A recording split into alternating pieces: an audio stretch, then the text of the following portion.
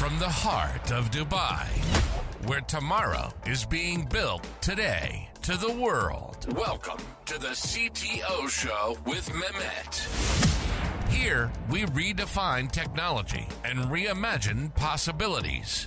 With Mehmet, delve into the riveting realms of AI, cybersecurity, and digital technology. Experience the thrilling highs and lows of startups. Immerse yourself in the spirit of entrepreneurship and witness the future of business innovation being written in real time. Now, without further ado, let's tune in and explore the future. Hello and welcome back to a new episode of the CTO Show with Mehmet. Today I'm very pleased to have with me Mark joining me. And I know, Mark, maybe it's a little bit late for you back there. So thank you for staying this late for having you on the show. The way I love it, Mark, is I keep it to my guests to introduce themselves because I believe no one can introduce someone else better than themselves. So the floor is yours. Sure. It is a little late, but I am a tech nerd, and so I am a night owl. So I certainly don't mind being up this late to do a great episode with you. So my background in brief, I've had this very interesting dual career.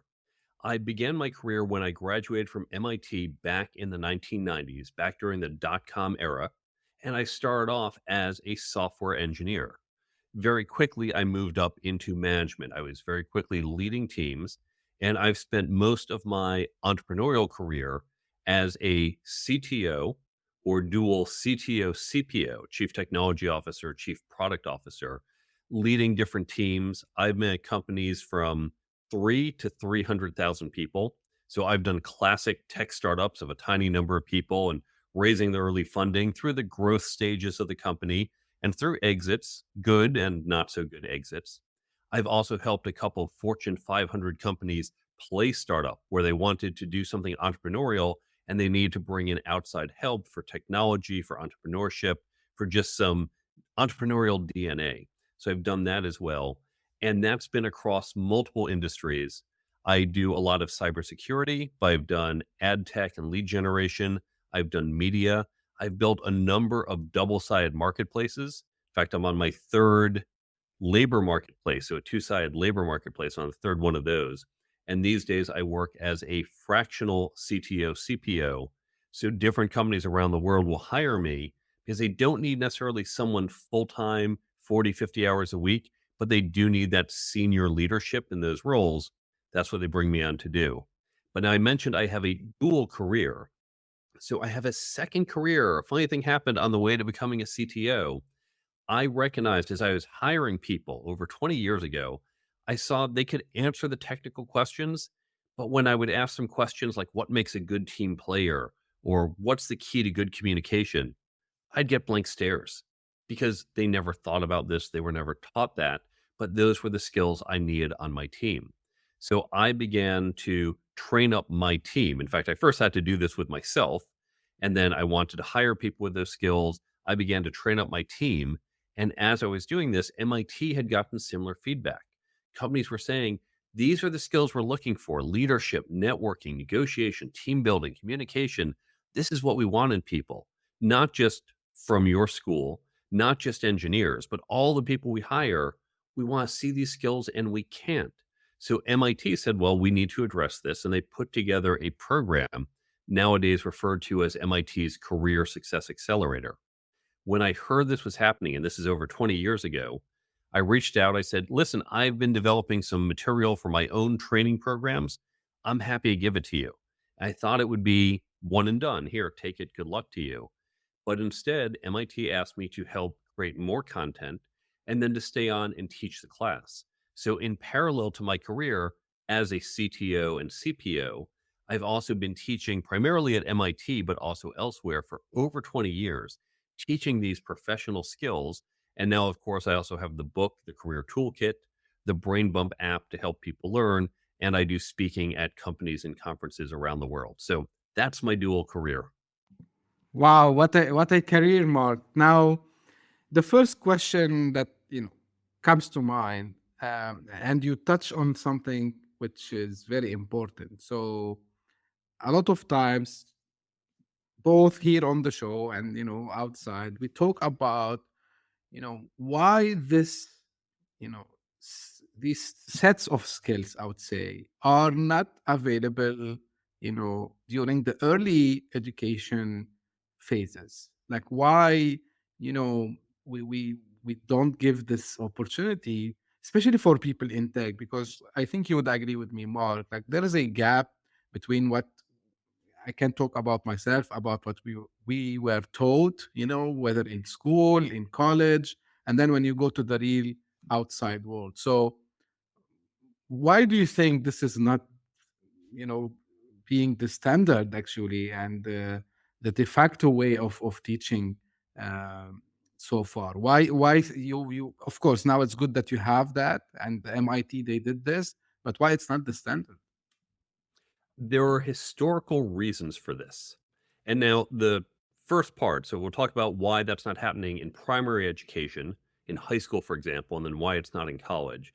And for high school, it will be a little US centric. That's the education system I looked at a little more. I haven't studied education systems around the world.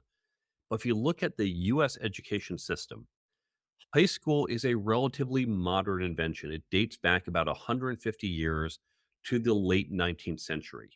And what was happening at the time is prior to that, everyone grew up on the farm. And on the farm, you just learned from your parents. If you were a boy, you learned what your dad did. And if you were a girl, you learned what your mom did. And you had the skills to basically live on a farm or in a small town. But what was happening at the end of the 19th century is people were now going off. They were leaving the farms and going into the factories. They were moving into the cities. And now you need a different set of skills. You did need to know how to write and how to read. And you need to be able to read the sign saying, do not touch the saw when it's spinning, because that's bad. You need to know how to count and how to say, well, I'm on the assembly line and I've got 4 boxes and they have 30 screws each. How many screws do I have? So we need to really instill in everyone a basic level of education. And that's what got us started. Now, over the years, of course, we've increased the level of what you need to know. We started adding history and other things. But that became the standard. And the US, there's a big push in the late 19th century for this basic education. And that was sufficient to work on the factory floor. You didn't need networking skills to be on the factory floor. You didn't have to do a lot of negotiations or communication. You just had to turn the screw really well. Now, at the college level, colleges, the university system goes back almost 1,000 years. And here it's a little more global. We look primarily at universities in Europe is really where it grew up, but there's certainly some older universities go back to India and other places. But the university system, it's run by professors. And professors, they're wonderful people, but they are people who have very deep, narrow knowledge. And so what happens is you go to college and you say, well, I want to study marketing. And the experts in marketing, the marketing professors say, okay, well, if you want to be a marketer, here's what you need to do. Take some introductory classes and then these intermediate classes, and then pick from some of the high level classes. And if you take these classes, plus there will be some general requirements that the university wants you to take, a math class, a language class, whatever they're throwing in, we don't care. But if you take this set of classes, we, the marketing experts, are going to give you a piece of paper saying, you have now earned this degree in marketing or accounting or physics or whatever it is you're studying. Now, what that degree says, it doesn't say you're a good marketer or an accountant. It doesn't even say you're a good employee.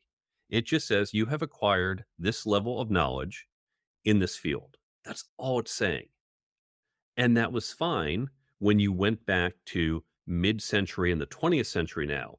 If you think of the corporate bureaucracy, where we all sat at those little desks, the rows of people, and your boss came in and said, here's your work, and you would stick it in the inbox. And you'd say, yes, sir, and you do your work, and you put it in the outbox, and you say, what next, sir? Because you were a cog in the machine. You just needed to know how to do accounting or how to do drafting or how to do whatever your role was. And again, you didn't need these more advanced skills like networking and negotiations. You just needed to do the mechanics of your job. It wasn't until the late 20th century, as we started to see the middle management get gutted for various economic reasons, At that time, we started to see a change in corporate structure. And as we got certainly into the 90s and then the 21st century, we now have teams of people where it's not just a strict hierarchy, and you have multidisciplinary teams where you're working with people with different sets of knowledge, both functionally, but even in terms of your domain. If you think back to the 1950s, the chief marketing officer presumably knew more than the 23-year-old recent college grad. But today, the 23-year-old recent college grad might know more about TikTok or other marketing trends than the 54-year-old chief marketing officer. And the 54-year-old has to say, what's TikTok? What do we do? How do we use it to be effective? And this 20-something-year-old who used to just say, you tell me what to do, sir, and I will do it, now says, well, I have to take the lead and I have to explain what to do. So we, in the last few decades, suddenly needed a different set of skills, and the university system and the high school system or education system in general, unfortunately, moves very slowly. So it has not been responsive to this change in the marketplace. But I think over the next, unfortunately, it's going to be about 20 or 30 years, it will start to adapt. So the question that comes here, and from technology perspective, like we focus a lot on technology and startups, as I was explaining to you before we start. So do you think people will start to figure this out? Like, okay, why do I have to go to college in first place, or while I can learn all this outside? Do you think the technology and all what we are seeing around us now with the AI hype also as well, so it's becoming extremely easy, Mark, to get the knowledge, to get trained even. I've spoken to some of my guests who were on the podcast who are doing fantastic even jobs when it comes to ed tech and combining it with AI. So do you think like this is something that can hurt the universities if they don't act really fast? And people would say, okay, why should I go? And I know in the US it's very expensive. Also, even here, in if you want to go to a decent university here in the Middle East, or you want to go to somewhere in Europe, so it's a decent money that you pay. And then after 5 years, you figure out that, or 4 years, hey, I can actually save all that money, and I can learn that by myself. So, what's your take on that, Mark? I do think, to your point, the university system needs to evolve. Let's understand what it is that you get with a university degree. There's a couple different things. So, one is facilities, just the physical plant of the university, and that comes in different ways. If you're an English major, a literature major, whatever language you speak, there's not a lot of capital needed. You just need to access the books and have a discussion. On the other hand, if you're studying physics like I did, there are some pretty pricey equipment out there that I can't just do in my living room. And so certain things, particularly in the sciences, you may need access to just facilities and tools that you can only get at a research institution or at a large university. In fact, again, if we look at the history of universities, the way they began is they all began around libraries. Someone had a library, and of course, a library in the 12th, 13th century, that was a big deal. Someone had maybe a few thousand books. That was a huge collection of knowledge. What's happened is that knowledge, the cost of knowledge, of storing it, of transmitting it, has effectively dropped to zero. And so you don't have that moat around, here's a group of knowledge, here's 1,000 books that is hard to replicate. I can replicate more than 1,000 books just by going to Wikipedia. So if you are just acquiring knowledge, then yes, you can get that information, that knowledge from different sources, and you don't have to pay for the physical facilities. You don't have to pay any of that overhead. But there's two other things that you generally get from a university. And so one of those, or three, depending how you break it down. So one is just the interaction. It could be interaction with other students. And of course, one of the important things that unfortunately we've been losing a lot here in the US is that you had people, if we go back 100 or so years, you had people from this small town and people from that small city who never interacted would come together at university and have different points of view. And it was in those discussions that you'd start to learn and appreciate different ways of understanding. In theory, we can replicate that online. Of course, in reality, most of our online dialogue doesn't work so well. So one is just a mixture of ideas. And I gave the example of students, but even interacting different ways with professors, with staff, that doesn't happen as much online. And while in theory we could try to replicate it, it's really not going to be the same. So one is just the interaction with other people. The next is the network as a whole that you're building up, whether it's the alumni network or the people you know directly. And third is the signal. Because if you have a degree from certain places, it signals something about you. And I learned it was a double-edged sword for me having a degree from MIT. No one's ever said, gee, Mark, I don't know if you can handle the math. This might be a little complicated for you. And it says, oh, you can handle it. I have that branded on my forehead. On the other hand, they all thought I didn't know anything about business because you're an MIT guy. You just do numbers. You don't know people. That's not what they teach. So you get that as well. If we can replicate some of that value or trade off that value for the cost, that's where universities are going to start to lose out. I will note, I tend to hire people with college degrees. One of the best architects I ever had never went to college, and I thought he was wonderful. You don't have to go to college, but it makes certain things easier. That's great, Mark, and I agree with you. I believe the biggest, um, I mean, benefit of still going to college is socializing. I have I tell my daughter, like, look, you're gonna go to college, but this the important thing is you build relationships there. You know how to deal with people and all this. So I agree on that. Now, from what you have seen, Mark, and because you came from the technical background, so I know in the book, the career toolkit book.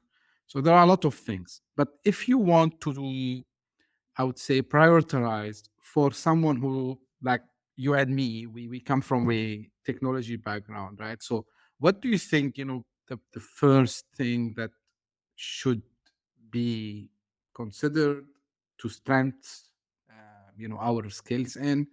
Um, so if you can just do like kind of a prioritization. So where should I start? I'm, you know, again, it's a fictionary question, I would say. Let's say I'm a nerd, right? I'm a tech guy, but I want to be in business because I know this is the way that if I want to go start a company, I need to learn certain skills. So where do I start? What's the number one, number two, number three? How do you break that down? Okay, so you're, let's say, a recent tech grad. You're saying, I like Right. technology, but I want to not just be a technologist. I really want to expand my scope. True. The first thing I would do is work to build a network that's not just other technologists. Now, you should keep a strong network of technologists, but if you think about social media is not the best way to have relationships, but I'm going to use as an example. Imagine if everyone you're connected to is also in technology, what will your feed look like? It's going to be a lot of tech articles. Whereas if you have people from different fields, from law, from marketing, from finance, you'll see things that are in those disciplines that you might not otherwise get exposed to. Now, again, you're not just saying, well, what's in my feed? You're being more proactive. But again, who you surround yourself with, that's going to impact just the views you take, the information you're exposed to. So work to build a diverse network. That's step one. Step two is to just start to read and learn in other areas. And let me give you a really simple example. I use this in the opening of my book. This was taught to me by Professor Charles Leiserson at MIT, and it is a brilliant analogy. We're going to do a little bit of math here. Imagine you have a rectangle that's 4 by 10. You want to increase one of the sides by 2 units to maximize the area. So which do you increase? Do you increase the long side or the short side? If you need to pause for a moment, feel free, take a moment to think about it. The answer, of course, is you take that short side, you go from 4 to 6, and that gives you 60 units. Okay, what does this have to do with what we're talking about? Conceptually, what you're doing is you're taking those 2 extra units, putting it on the short side to have those 2 units multiplied by the long side, by the 10. If you put the 2 units on the long side, it's only multiplied by the 4. You only get 8 extra units instead of 20 extra units. all of us have long sides and short sides, typically more than two. But what happens is that we focus on our long sides. Oh, I'm a technologist. I want to stay in technology. And certainly you should strengthen your long side. If I didn't pay attention to new technology, I'd still be writing with code from the 1990s. I wouldn't be good to anyone. If you're in medicine, learn new medical techniques. If you're in law, figure out what's happening. What are the new laws you need to know and court rulings?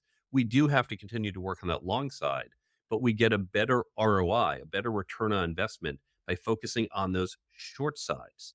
So you want to then say, I'm good at technology and I'll continue to grow in that area, but I also want to develop those short sides, whether it's leadership or communication or networking, or whether it's just learning about other fields, learning some basic accounting, learning some basic marketing. One thing I really emphasize with my team, and we actually, as part of our monthly meetings, do this, is understand what the other business units do.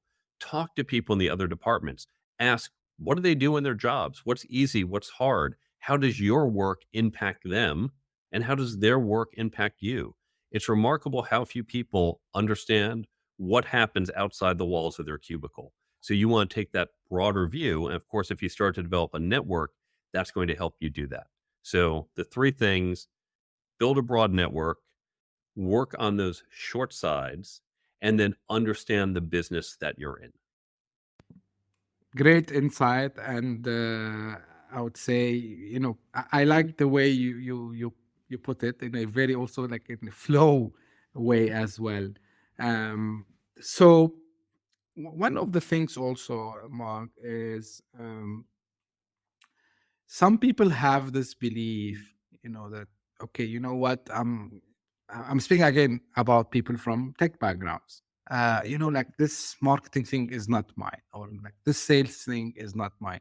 Why do you think, tech people usually have this belief that they are introverts, for example, and how actually they can break it? Like what actions, or what courses, or what books they can have a look to, so they can break this belief. So you talked about the narrow belief of focusing on your role, and then you talked about being an introvert. So we'll take each of those in turn. In terms of that narrow belief, consider the following. If you want to get promoted, you need to deliver more value. Because as your manager, I'm not going to pay you more money unless you are delivering more value to the company. How do you deliver more value? Well, you understand what your customer needs. Now, your customer might be that external customer. It might even be your customer's customer. Your customer might be an internal customer. Oh, we need to build this additional functionality to help the sales team sell more, or to help marketing better analyze what they're doing. So your customer can be internal or external. But if you don't understand your customer, your customer's needs, and how they succeed, then you can't create more value. You can sit there and be told, build this button, and you say, okay, yes, sir, I'll build the button. But now you're not adding value. You're just sitting there as that guy on the assembly line, turning the screws, just doing what you're told. You need to be proactive and say, I see a way we can do something better. We can add more value, whether it's top line revenue or cost savings or work more efficiently. But you have to understand the business and your customer in order to be able to do that. Now, you also asked about being an introvert. Nothing wrong with being an introvert. I'm an introvert. I'm an extrovert introvert, but I am still an introvert. In fact, at my parties, I usually need to take a break halfway through my party because it's a lot of people in my home, and I'm a little tired. I'm going to step out for a minute just to kind of take a break. But the thing about networking and building these relationships, we think of networking as, oh, okay, I have to go on the conference and meet lots of people and hand out business cards. And oh, my sales guy, he met 10 people in 20 minutes. How does he do it? That's not necessarily networking. That's exchanging business cards. Networking is about relationship building, and it's just going out and meeting people. And you can meet people one-on-one. You can have coffee with them, and you can say, hey, 30 minutes is my max. Let's go get coffee for 30 minutes. And then it's been great meeting you, and I need to go. And now I need to sit by myself and not see people because I just drained my batteries. And that's fine. Do it in the style, do it in the time frame that works for you. You don't have to meet and greet everyone out there, but you do have to go talk to other people. This is how you build your network, and it's how you understand your customer's perspective and everything. I'll give you a simple example. I was talking about this earlier today. I was at a lead generation company. So, what we would do is our customers would sell enterprise software or other enterprise services, and they'd come to us and say, we need to find companies who want to buy our products. We'll pay you money if you can say, talk to this vice president here or talk to this director there. Here's her email. That's what they would pay us for. Now, as a CTO, I would get spam. I still get spam, half a dozen messages a day from companies trying to sell me, honestly, crap. They put no effort into understanding my business or what I need. They're just spamming me and thousands of other people each day. And what I recognized, because I understood how lead generation worked, I didn't just say, well, tell me what button to build and I'll build it. I understood our business. I knew who our customers were. And all of a sudden, I recognized, wait a second, all these people spamming me, their businesses are potential customers. These are the people who are trying to get leads and doing a bad job because they're calling me, trying to sell me something I would never buy. What can I do with this? And what I wound up doing is the salesperson would reach out to me. I'd say, listen, I will let you pitch me for 5 minutes, but before you can pitch me, I want your head of marketing to do a 5-minute call with one of my sales guys. They'd get on the phone and my sales guy would say, hey, we can help get you better leads so you're not just cold calling and spamming as you did to our CTO. Literally generated millions of dollars in business from recognizing that all these people who are just sending me spam were potential customers. And that's because I understood the business and understood our process. And so I turned that into an opportunity for the company. Wow, I wish everyone would have the same way of thinking like you, Mark, because also I learned it the hard way. I used to sit on the other side of the table and I was bombarded by these emails and calls and so on. But when I shifted gears and I went to the other side, I started to understand things. But the good I would say thing that happened to me is I can start to build the empathy for both sides. So like I can understand how a customer would react to maybe an email or LinkedIn message or even maybe a cold call. And at the same time, I can understand the frustration for these salespeople trying to get to get things there. Now, shifting gears a little bit, Mark, with you, and want to talk about something you mentioned at the beginning that you are now working as a fractional CTO.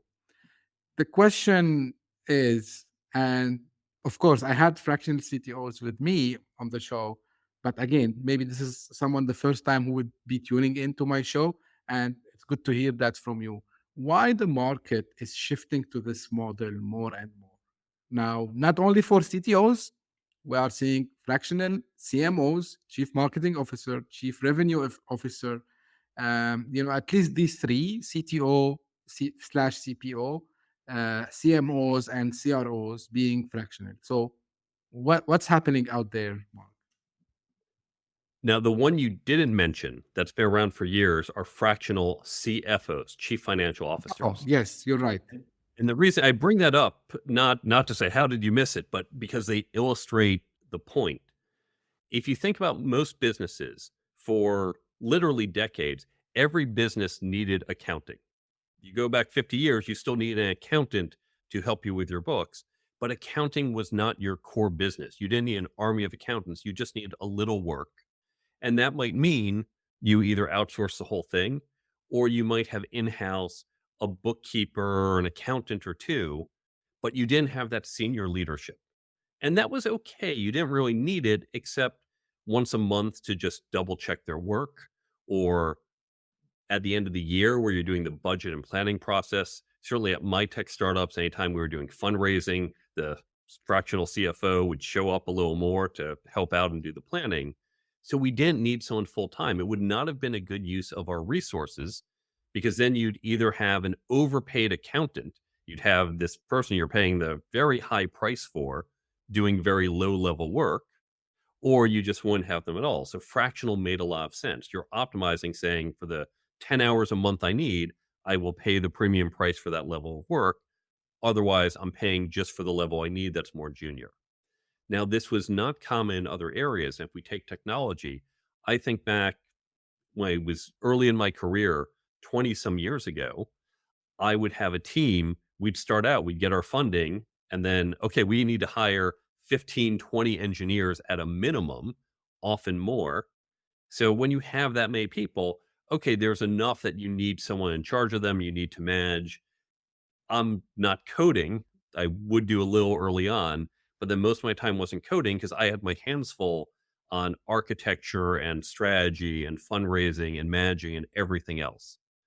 But when you look at what's happening today, technology is not necessarily the core part of certain businesses. Even many companies that claim to be tech companies aren't really tech any more than you could say a company in the 1950s was an electric company.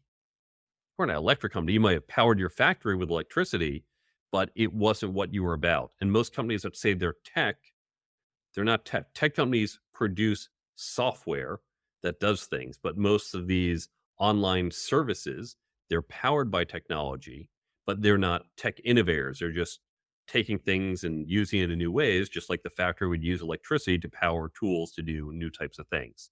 So most of these companies aren't tech. You don't need the large teams. What took me 20 people 20 years ago, I can now do with 2 or 3 people.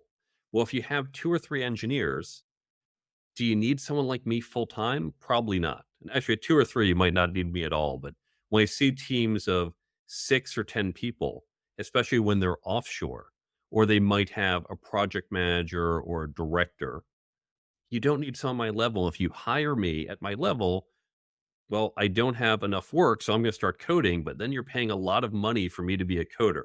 That's not a good use of your time. You can hire people who are probably faster at coding because I don't code 40, 50 hours a week, and they're much cheaper. On the other hand, I can do certain high level things, the strategy, the partnerships, the architecture and design that even a lot of good coders, they don't have that experience. And so they're going to be out of their depth doing that. But since it's not a full-time job, they can hire someone like me for the 5, 10 hours a week to cover that part of their business. Now, that's the most common model where you say, I've got a small to mid-sized engineering team and I just need your help, not 40 hours a week, but less. I've had other types of clients, some where it's interim. Say, listen, our CTO just left. It's going to take us 6 months to hire someone. Just hold down the fort. Just show up. You're the guy in charge. It's not going to be full time. We're not expecting you to really deliver a lot of value. Just make sure things don't go off the rails. I've had other cases at bigger companies where they do have a CTO, but she might say, I am so overwhelmed. I don't have time for all this. If you could take on this set of projects, this is the stuff that probably is least interesting to me or least important, but I can't ignore it. I'm going to put you in charge so I can focus on what's important. And I know you're in charge there. And instead of I have to spend 10 hours a week managing it, you're doing that. And now I just spend half an hour a week checking in with you. You let me know if I need to jump into anything and I can sleep well and focus on other issues. And then in some cases, I'll just do more project based work. This generally wasn't as common until 2023 with AI. I've gotten a lot of calls where companies say, can you just help us figure out an AI strategy? Should we be using AI? Should we wait? If we use it, how should we use it? Where should we use it? Who should we use? And that's usually more of a come in for a little bit, spend some number of weeks working with us, and then deliver your suggestions to us and then move on. So those are the different types of fractional roles I do as a CTO, CPO, and you'll see similar patterns in these other areas for marketers and salespeople and others, where you just want a little bit of that senior leadership. So you get someone part-time. And do you think this is something which will be the model moving forward, especially for smaller companies, probably, especially maybe startups, because they really don't need at the beginning a full-time CTO, right?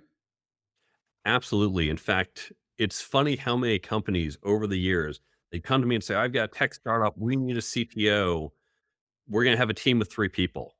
No, you do not need a CTO. You need to hire coders, hire a bunch of coders, hire someone like me just a couple hours a week.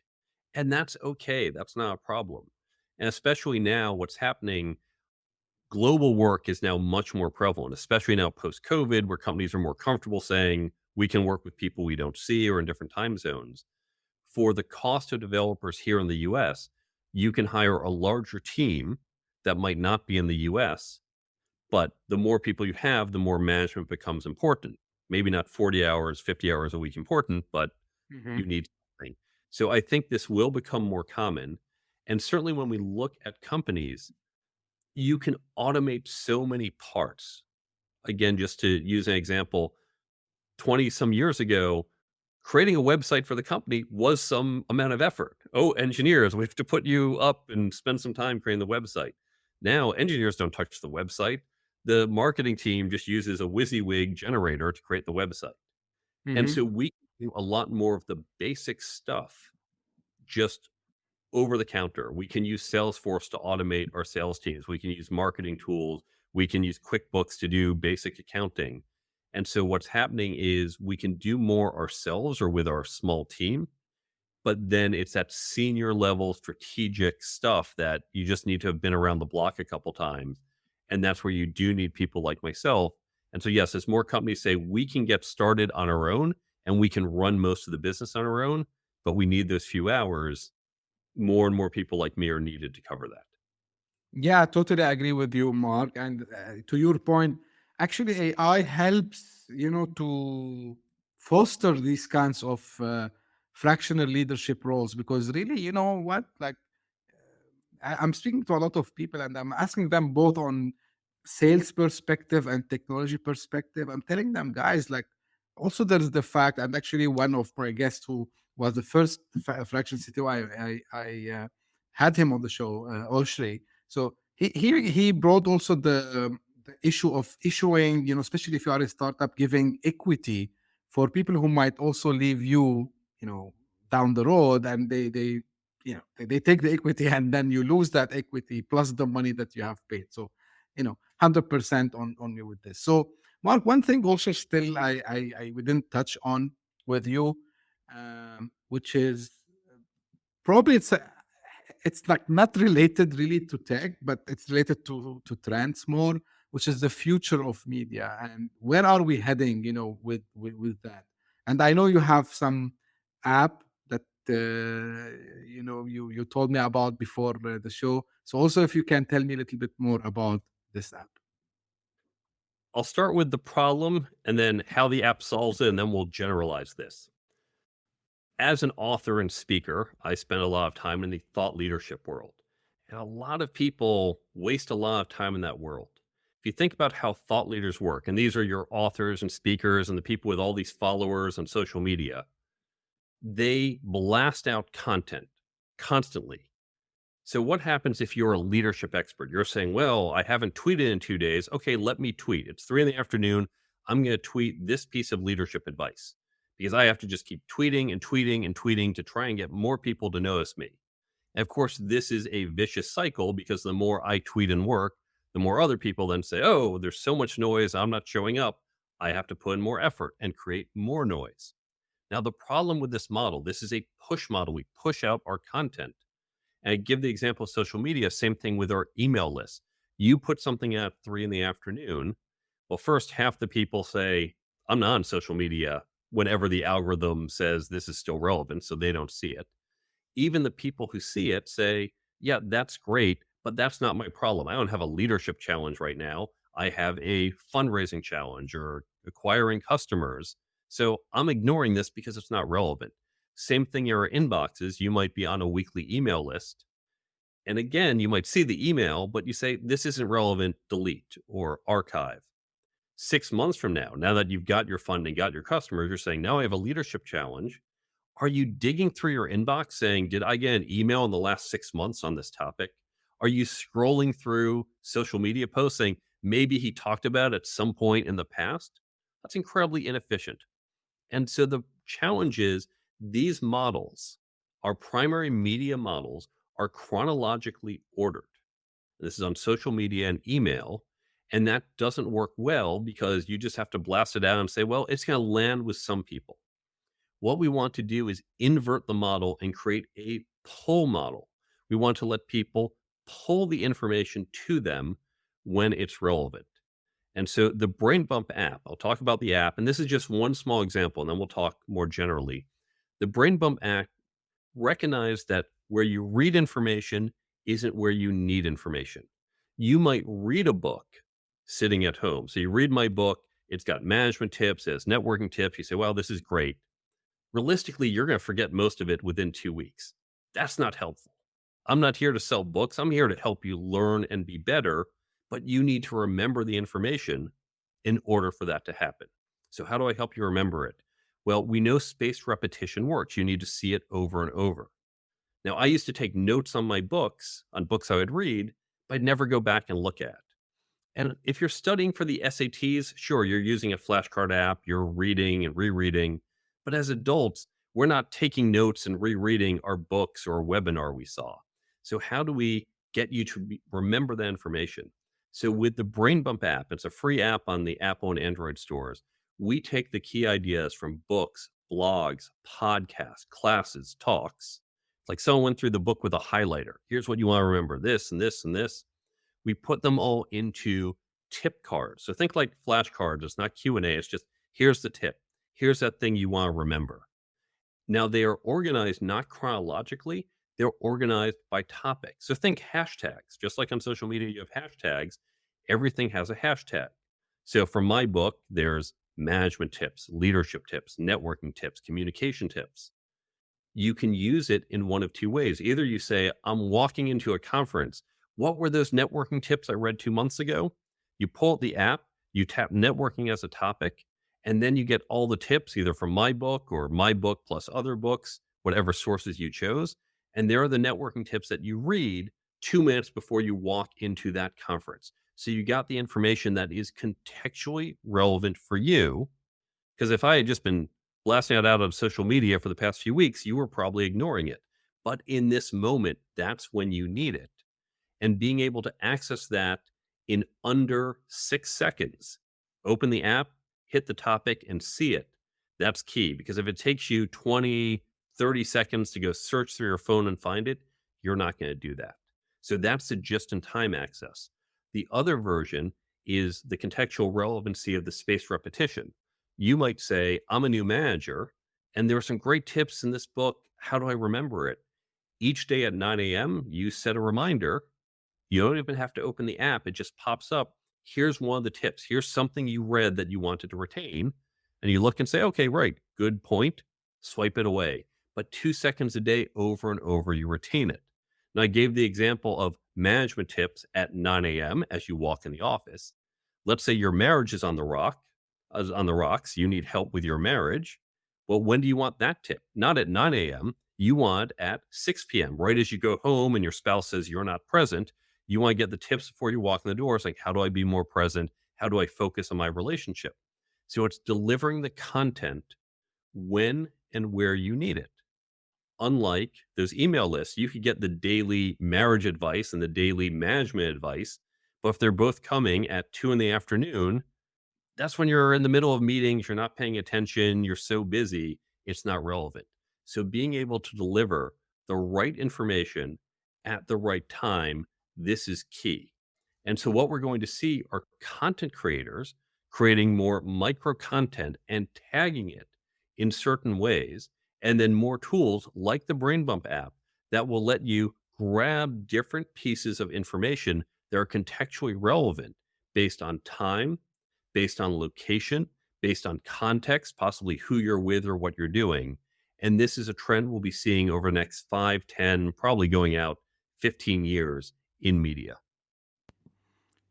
I can relate a lot, Mark, regarding this point from personal experience.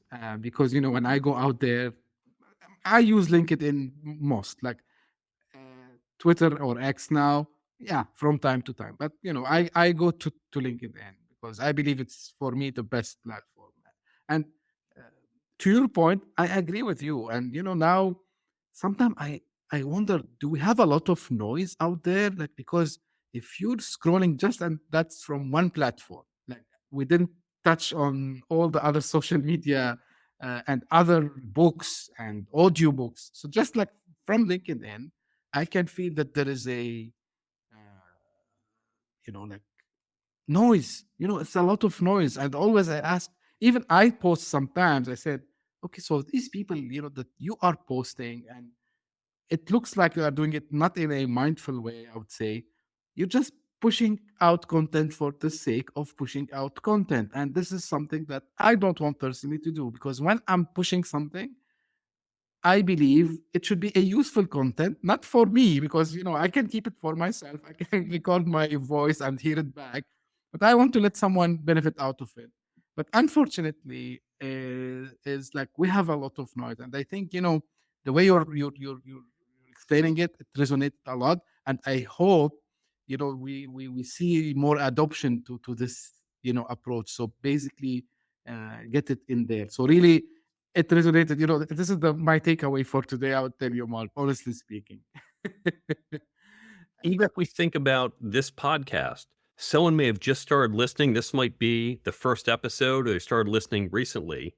Right. And now you got great content, evergreen content from 6 months ago, from a year ago. That's fantastic. That's not old or stale, but someone who just tuned in, well, they're subscribed now and they'll hear the next episode and the one after that. But are they going to be going through and listening to all the old episodes? Probably not all of them. Now, if they can cherry pick the relevant ones, and you can do some of this where you say, well, I'm going to look through the list, I'll look at the titles or maybe who the person is. But if they were tagged by topic, if it was very clear, this is on leading international teams, and this one is turning around a dysfunctional team, and this one is how to create a high growth organization. So, oh, that's the one I want. And they can go right to that episode without having to scroll through all of them to find the needle in the haystack. Actually, you read my mind, Mark, because this is one of the tasks I put to myself at some stage. I need to create kind of it's like an index. It's like just by category.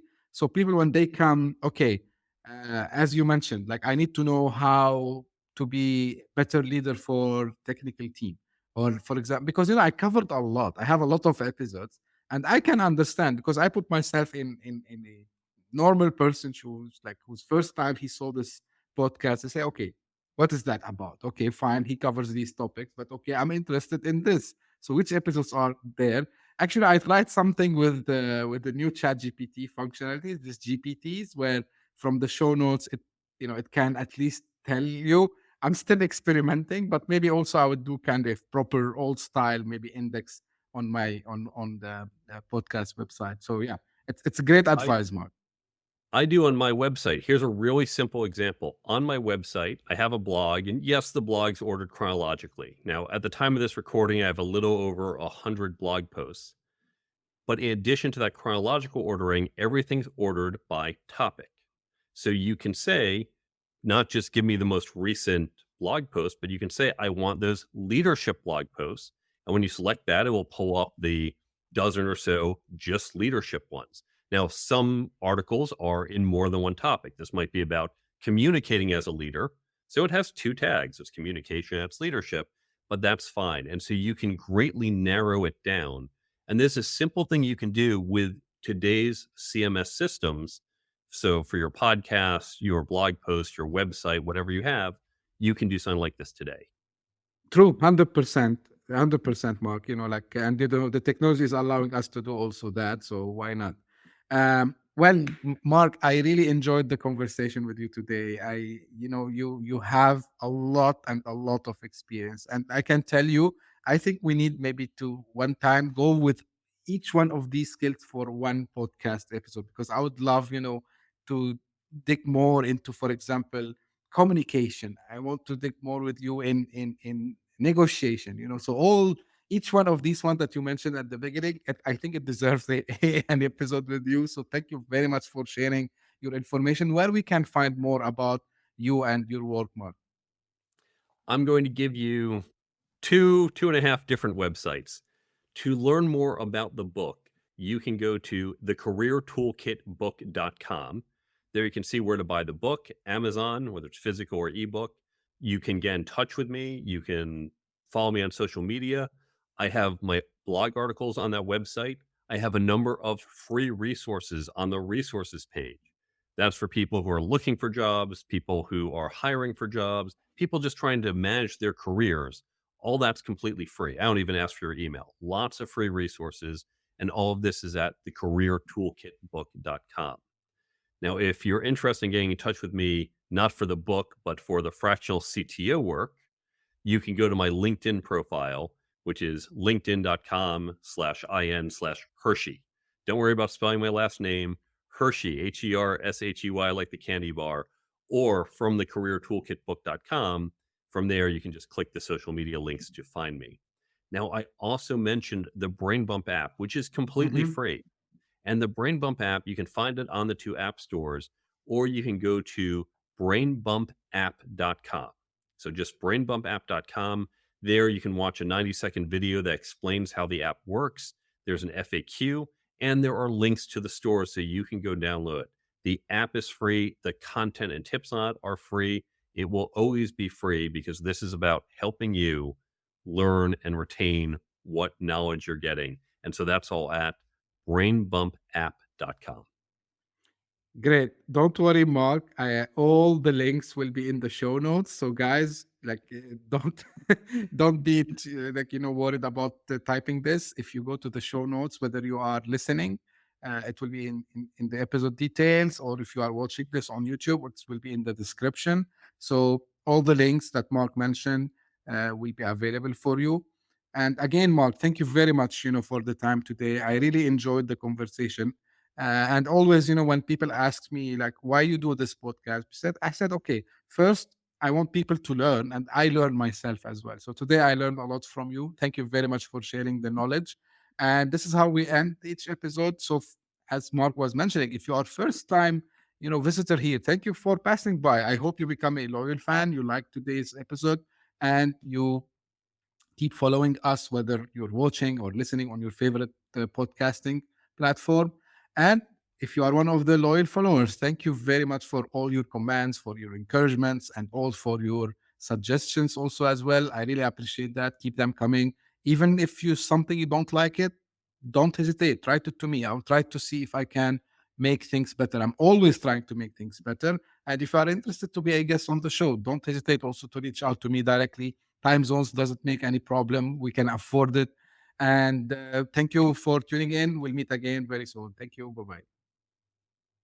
Hit that subscribe button, share the show with your tech-savvy friends and fellow entrepreneurs, and leave us a review on your favorite podcast app. Your support means the world to us.